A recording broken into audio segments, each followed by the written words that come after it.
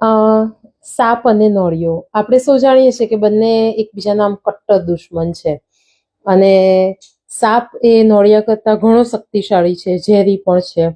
પણ છતાં પણ સાપ અને નોળિયાની લડાઈમાં મોટા ભાગે નોળિયાની જ જીત થતી હોય છે. આપણામાંના મોટા ભાગનાને ખબર છે કે નોળિયાને લગભગ એનર્જી નોળવેલમાંથી મળતી હોય છે.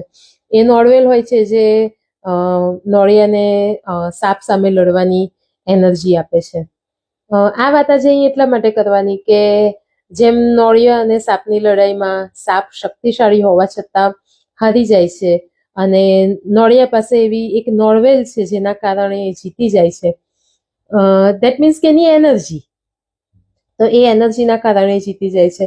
તો આપણે પણ સૌ આ જીવનરૂપી સાપ સાથે લડી રહ્યા છીએ. ક્યારેક જીવનમાં એવું પણ બને કે કોઈક પરિસ્થિતિ એવી ભયાનક સાપ જેવી બિહેવ થઈને આવી જાય, તો આપણી પાસે પણ આપણી એક નોળવેલ હોવી જોઈએ કે જે આપણને દરેક પરિસ્થિતિમાં લડતા શીખવે, એની એનર્જી આપે.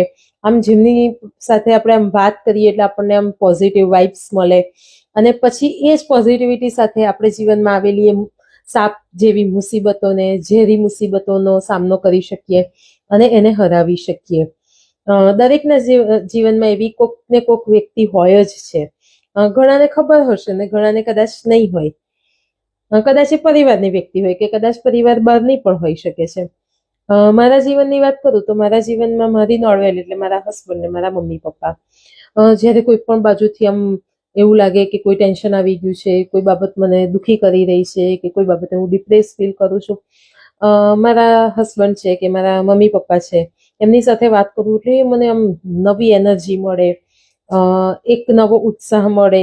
કદાચ કોઈ બાબતે જ્યાં મારી દ્રષ્ટિ નથી પહોંચી શકતી એવી કોઈ વાત મને એમનો વ્યૂ જાણવા મળે અને એક નવી એનર્જી સાથે આવેલી મુસીબતોને હું પણ ખૂબ સરસ રીતે સામનો કરી શકું છું.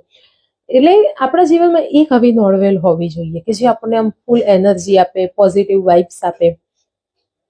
અને એ નોળવેલની કદાચ આપણને ખબર હોવી ખૂબ જરૂરી છે. તો આપણા દરેકના જીવનમાં એવી એક નોળવેલ હોય જ છે. તો મારી નોળવેલ તો મેં કહી, પણ તમારી નોળવેલ કોણ છે?